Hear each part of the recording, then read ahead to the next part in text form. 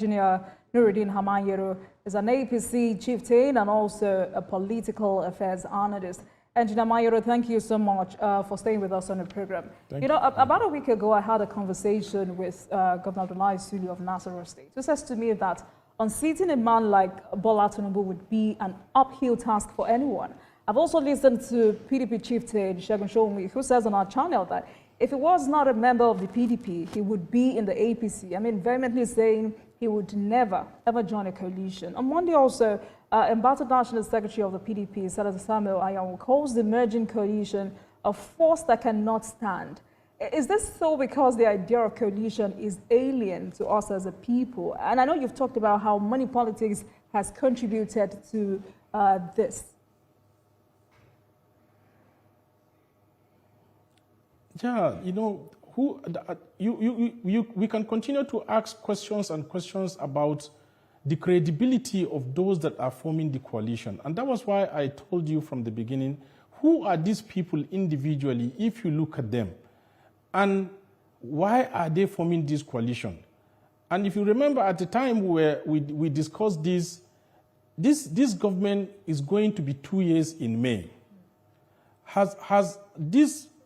The disgruntled members, people like Nasir El-Rufai, who has moved to the SDP, have they even given enough time to see that things have not worked out? Effectively, there is still about 1 year to first quarter of next year, which exhausts the effective period of governance in the 4 years. Have you given that time, allow it get exhausted before you make this kind of decision? So if you are making this kind of decision at this stage, who are you making it for? Is it for yourself or for the people of Nigeria or for your good followers? Who are you making it for? So, and the same thing goes with every other person that is forming the coalition.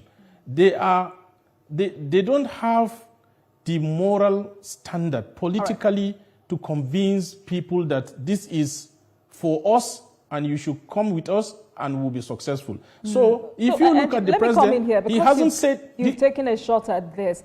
Maybe we should take a look at the quality of persons at that coalition. I mean, these are prominent politicians with or without political value, but quite influential with their different ambitions. We have former Vice President Atiku Abubakar, who has also been described as a serial candidate, still wants to become president. Malam El-Rufai wants to become president, though his constituents say he does not have what it takes to lead the country. Peter Obi was represented by Yunus Atanko, former Secretary to the Government of the Federation, Bachir David Lawa. We have Segun Shomi. I mean, these are individuals who have had a shot at leadership in this country, whether at the federal or state level. Let's look at it one after the other. You just mentioned Vice President Atiku Abubakar. How many times has he tried for this presidential office? Since 2007, 2011, 2015, 2019, 2023. This is going to be the 6th time, which is 2027. Now, like I said, so many factors around him, you know, have made it a disadvantage. And if he has not, till this moment, convinced Nigerians that he can be a president for them, then I don't think there is any time left for him to do that.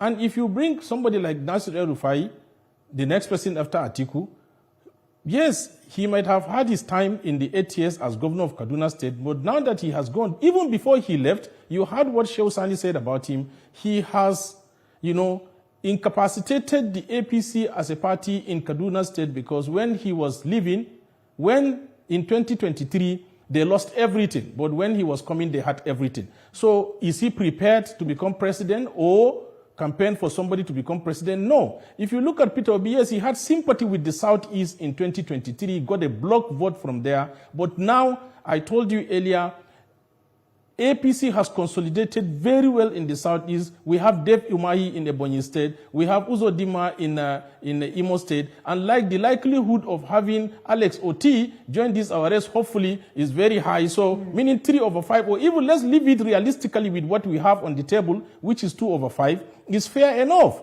So, do you have anybody? And the other people you are talking about, I don't see them with much political value because I don't know how much they have in the ballot box. But for these few people we have mentioned, and Rabi Musa Konkoso, who was a Kano president, you know, he had his own vote, everything around Kano traditionally, nothing much, 1-point-something million, and everything is Kano. So I don't see this much opposition, even when you put together, will threaten the second bit of the president. I don't see it threatening. Yes, like I said, everybody will want a smooth ride. But in the event where some of these people that are supposed, to make it easier, decided to leave for some motives that you can't really explain, they might be sinister or otherwise, then you can still ride. It might going to be a little bit difficult, but why not? But eventually success is going to come our way. So like I join other Nigerians to tell you there is no much threat as at the moment. And if the president continues to give dividends of democracy, continues to ensure that the policies he has put in place have, see to the maturity of these policies, address the sufferings of Nigerians, I think the smooth ride we are talking about might even come and there will be no any problem on the way at all. And some Nigerians have also said this should be, more than just criticism of the status quo. Nigerians are not looking for political rhetoric. They are seeking practical, implementable solutions. However, should the APC take these people for granted or underrate this emerging coalition? That's my question to you. Say again? Should the APC take these people for granted or underrate this emerging coalition? No, we can't take it for granted, Olajumoke, and that is why we need to double up in our effort to continue to deliver dividend of democracy, because to an extent, I even look at what these guys are doing as a distraction, which ordinarily they shouldn't have done that, because these are effective period of governance. And that was why I told you, for them to have left this early means they don't mean well for Nigerians, because the time for governance is still in place, and you shouldn't be seen to be distracting the same government you put in place. But for the other people that have joined the coalition, taking them for granted, not at all. In politics, even if you lose one person, you shouldn't sleep until you can bring that one person back. But however, since they have gone, we will put every measure in place to make sure their movement does not affect us in any way. And that for sure will happen, because the dividend of democracy will continue to play out. And most importantly, which is a message we should be giving out to Nigerians, Olajumoke, is that they should be patient and walk through with the president on this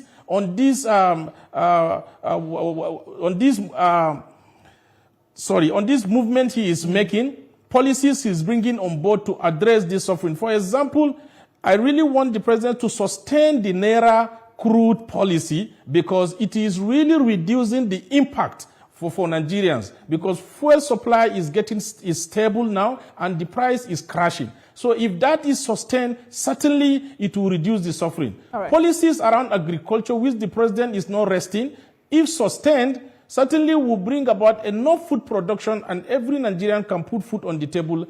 And with this, our economy will begin to have some turnaround, and certainly our president will come back and consolidate on his policies, finish his 8 years, and make Nigeria a better place than he met it. All so right. This is what we hope for Nigeria, and this is... Engineer Hammanyero, to put the cards on the table, and this is me taking you back to some weeks ago when El-Rufai announced his defection from the APC to the SDP. As a northerner and a member of the ruling party, does he have what it takes to unsettle this administration? No, he doesn't. And I keep telling you he doesn't, because at this point now, put him on the table and weigh him. What is the weight? Him? I'm not underestimating him. I'm just being realistic with you, because, okay, even when you were giving that kind of weight to Malam Nasir El-Rufai, if you take away the governorship position from Malam Nasir El-Rufai in 2023, if he were an ordinary citizen, would he have made that impact? Okay. Is that your answer to my question? I don't think. Okay.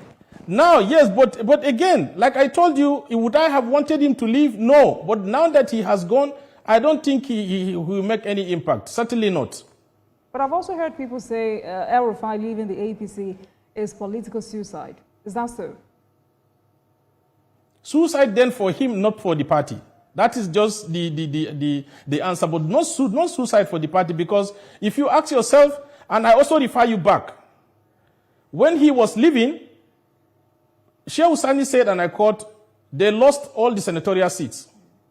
They lost about 70 to 80% of the House of Representatives seat. Is now my saying is an elder statesman from Kaduna State. So now, if you want to say he's leaving the party is a suicide, suicide for who? Would I have wanted him to mend fences with his boss, his friend, who he helped in 2022 general election, our sitting president today? Yes, because I would have loved the journey to be that nice. But since he has gone for his own reasons, we can't bring him back. Is he going to be of any, danger to us as a party? Believe you me, it's not, because, okay, how many people have moved with El-Rufai since he's going back to the SDP? This is also a question to you. How many notable Nigerians that you can say today have moved with him, are they also in preparation? Politics, there is no secret, Olajumoke. Assuming there were preparations going on, by now it will be on the atmosphere. But there is nothing going on as like this. And mind you, we are also